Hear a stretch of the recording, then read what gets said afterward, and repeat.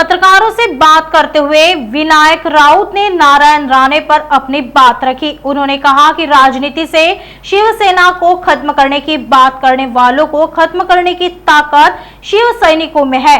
शिवसेना को खत्म करने वाली संतान अभी पैदा नहीं हुई है। यदि वे पैसे के दम पर इस क्षेत्र में मात्र 48,000 वोटों से जीते तो उन्होंने ऐसा नहीं मानना चाहिए कि उनके हाथ आसमान तक पहुंच गए।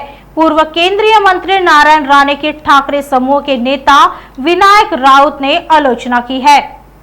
कोकणातून शिवसेना संपवण्याचा आसुरी आनंद देवेंद्र फडणवीस आणि नारायण राणेंना जर घेत असतील तर अशा या नतद्रष्ट लोकांना कोकणवासीय योग्य वेळेला योग्य ती जागा दाखवून देतील अशी मला खात्री आहे।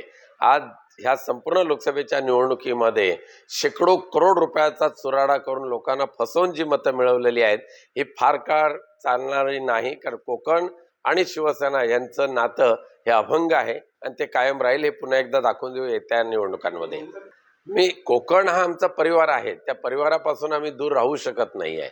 त्यामुळे पराजित जरी झालो तर त्याचं खापर किंवा त्या दुःखामध्ये बुडून न जाता पुन्हा एकदा कोकणवासियांच्या सेवेसाठी मी आणि माझे सर्व सहकारी, इंडिया आघाडीचे सर्व सहकारी पुन्हा एकदा संवाद दौऱ्याच्या निमित्ताने बाहेर आलेलो आहोत। आणि त्यामध्येच आणखी कोकण पदवीधर मतदारसंघाच्या निवडणुकीमध्ये काँग्रेस पक्षाचे ज्येष्ठ नेते रमेशभाई कीर यांना उमेदवारी दिली असल्यामुळे त्यांच्या विजयामध्ये आम्हाला अग्रभागी व्हावंच लागेल, प्रयत्न करावेच लागतील, या उद्देशाने आम्ही बाहेर पडलेलो आहोत। नागपुर समय, गली से दिल्ली तक।